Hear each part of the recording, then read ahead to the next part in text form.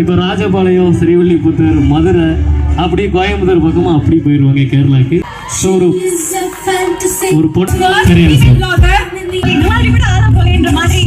வீட்டுல கல்யாணம் பண்ண சொல்லி உங்களுக்கு ப்ரெஷர் இருக்கும். சோ அதை எப்படி ஃபேஸ் பண்றீங்க? இங்க நிறைய பேர் கேட்டிருக்காங்க, ஏன் என்ன பண்ணி வைக்கலாம்னு கேட்டிருக்காங்க.